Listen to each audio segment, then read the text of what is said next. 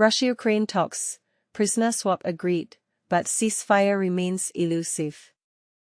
In a significant yet limited development, Russia and Ukraine have reached an agreement on a prisoner exchange during their third round of direct discussions held in Istanbul on Wednesday. However, the talks yielded minimal advancements regarding ceasefire conditions or the potential for a summit between their respective leaders, concluding in under an hour. This meeting took place shortly after US President Donald Trump issued a 50-day ultimatum to Moscow, demanding a resolution to the conflict or facing very severe tariffs. Notably, Russian President Vladimir Putin has not publicly responded to Trump's ultimatum, and in the meantime, Russian forces have continued their aggressive assaults on Ukrainian cities using drones and missiles, while ground troops advance in the eastern regions. Following the discussions, Rustem Umerov, Ukraine's former defense minister and head of the Kyiv delegation, proposed a summit by the end of August involving Ukrainian President Volodymyr Zelenskyy and Putin, emphasizing the potential value of including US President Trump and Turkish President Recep Tayyip Erdogan in the discussions. Conversely, Russia's representative, Vladimir Medinsky, who previously served as culture minister and is now a senior aide to Putin, indicated that such a meeting would only be suitable for finalizing an agreement, as reported by Reuters. The two nations remain divided on ceasefire terms. Umerov articulated Ukraine's demand for a full and unconditional ceasefire as a crucial foundation for effective diplomacy. In contrast, Russia is advocating for a series of brief ceasefires lasting between 24 and 48 hours at the front lines, aimed at allowing medical teams to retrieve deceased and injured soldiers. On a more positive note, both parties did manage to agree on the exchange of prisoners. Medinsky announced at a press conference that approximately 250 Russian and 250 Ukrainian prisoners of war are being exchanged along the Ukrainian-Belarusian border. He also mentioned that they have agreed to facilitate the exchange of at least 1,200 additional prisoners of war from each side in the near future. Previous rounds of talks in Istanbul during May and June had successfully enabled the exchange of thousands of prisoners of war and the remains of deceased soldiers, yet they also failed to make substantial progress toward achieving peace. In a message shared on Telegram, President Zelenskyy stated that over 1,000 Ukrainians have been returned as a result of the recent Istanbul agreements. He emphasized, "Bringing all our people back is a priority for the state, and we will continue all efforts to ensure that all our people return from captivity." Before the latest discussions, expectations were tempered, with Kremlin spokesperson Dmitry Peskov highlighting that the negotiating positions of both sides remain diametrically opposed and advising reporters not to anticipate any miraculous breakthroughs.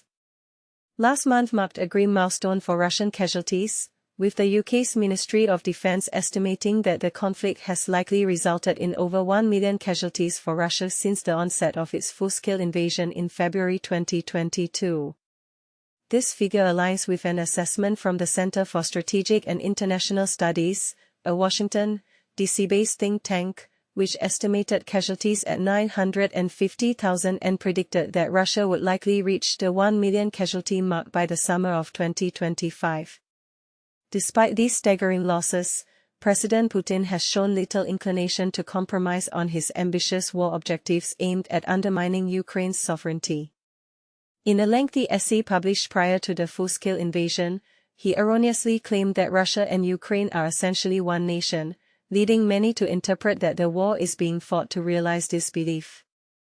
In addition to Trump's recent threats of imposing new sanctions on Russia and other nations purchasing Russian oil if peace is not achieved within 50 days, the US has also secured an agreement to supply new weaponry to Kyiv through its European allies. These actions starkly contrast with Trump's previous approaches to the conflict. Trump's shift in stance followed the European Union's announcement of a new sanctions package aimed at reducing the price cap on Russian oil exports and implementing a complete transaction ban on Russian banks and financial institutions in third countries that assist Russia in evading existing sanctions. It remains uncertain whether Trump's latest decisions will influence Moscow's strategy, but his change of heart could provide a much-needed financial boost to Ukraine's military efforts and reflects his growing frustration with Putin. As Trump noted last week, "My conversations with him are very pleasant, and then the missiles go off at night." Prior to the talks, President Zelenskyy reiterated his call for a direct meeting with Putin, asserting that only a face-to-face discussion between the two leaders could bring an end to the ongoing conflict. This report was contributed to by Katerina Krebs, Victoria Butenko, and Anna Kuban. Trump's 50-day ultimatum: Zelenskyy proposes summit with Putin, Trump and Erdogan. Imagine a high-stakes summit where the leaders of Ukraine, Russia, the United States, and Turkey sit down together to negotiate an end to a devastating war. Sounds like a plot twist from a political thriller, right? Well, it's closer to reality than you might think. Ukraine has boldly proposed a meeting this summer between President Volodymyr Zelenskyy, Russian President Vladimir Putin, US President Donald Trump, and Turkish President Recep Tayyip Erdogan, a move that could reshape the future of the Russia-Ukraine conflict. But here's where it gets controversial. While Ukraine sees this as a crucial step toward peace, Russia insists that substantial progress must be made before Putin and Zelenskyy even share a room. And this is the part most people miss. Despite the urgency, the latest talks in Istanbul barely moved the needle toward a ceasefire, leaving many to wonder if diplomacy is truly enough to stop the bloodshed. The proposal came from Rustem Umerov, head of the Ukrainian delegation, who suggested the meeting take place by the end of August. Meanwhile, Russia's lead negotiator, Vladimir Medinsky, echoed the Kremlin's stance: no summit without significant progress first. Yet, there's a glimmer of hope. Both sides recently agreed to expand prisoner swaps to include civilians for the first time, a small but meaningful step forward. On Wednesday, the defense ministries of both countries confirmed the exchange of military prisoners of war, a rare instance of cooperation amid the chaos. Zelenskyy has been vocal about the need for action, publicly challenging Russia to accelerate negotiations. In a recent address, he emphasized Ukraine's humanitarian priorities, including the return of prisoners and thousands of Ukrainian children abducted by Russian forces. But he also stressed that a high-level meeting is essential for achieving lasting peace. However, Kremlin spokesperson Dmitry Peskov poured cold water on the idea, stating that Moscow and Kyiv remain diametrically opposed in their positions. "There's no reason to expect miracles," he said bluntly. "Russia's core demands are no secret. Ukraine must abandon its NATO ambitions, neuter its military, and formally cede territory claimed by Russia." Meanwhile, Trump has grown increasingly frustrated with Putin, particularly over Russia's continued drone and missile attacks on Ukrainian cities. In a surprising shift, Trump recently endorsed the sale of US weapons to Ukraine, albeit with the condition that European NATO allies foot the bill. He also threatened severe economic penalties if Russia doesn't agree to a peace deal by early September. But here's the twist: State Department spokesperson Tammy Bruce hinted that this deadline might be more flexible than it seems, depending on how negotiations unfold. Russia's response to Trump's pressure has been cautious. The Kremlin called his threats very serious but insisted it needs time to analyze his positions. Analysts in Moscow suggest the Kremlin is wary of antagonizing Trump, knowing his frustrations could shift targets. Fyodor Lukyanov, a Kremlin advisor, noted that Trump's words don't always translate into action. More importantly, he believes U.S. support for Ukraine will never reach the levels seen under the Biden administration, which could limit its impact on the battlefield. So, what do you think? Is a high-level summit the key to peace, or is it just another diplomatic dead end? And how should the world respond to Russia's demands? Let's hear your thoughts in the comments. This is one debate where every voice matters. Ukraine-Russia talks, the ultimate deception, who's really pulling the strings? Tensions rise as Ukraine and Russia prepare for talks in Turkey. In a significant development, Ukrainian President Volodymyr Zelenskyy has announced that the negotiating teams from both Ukraine and Russia will reconvene in Istanbul, Turkey, this Wednesday. This meeting marks the first direct dialogue since former President Donald Trump imposed a 50-day ultimatum for a ceasefire agreement. During his evening video address on Monday, Zelenskyy revealed that he had a conversation with Rustem Umerov, the former defense minister who now leads Ukraine's National Security and Defense Council. They discussed the imminent prisoner exchanges and the upcoming discussions with Moscow. Umerov informed me that the meeting is scheduled for Wednesday, Zelenskyy stated, adding that further details would be shared soon. Meanwhile, Russia's state news agency TASS has also confirmed the Wednesday talks through a Turkish source. Additionally, the state-owned RIA news agency indicated that discussions might extend into Thursday and Friday. This upcoming meeting will be the third round of negotiations in recent months, following previous sessions held in Istanbul on May 16 and June 2. Notably, prior to these meetings, the two nations had not engaged in direct talks since the early days of Russia's full-scale invasion, which commenced in February 2022. The discussions in May and June resulted in the exchange of thousands of prisoners of war and the repatriation of deceased soldiers' remains. However, despite ongoing pressure from the Trump administration, a significant breakthrough regarding a ceasefire or a comprehensive peace agreement has remained elusive. The White House is advocating for an immediate ceasefire, a position that Ukraine supports.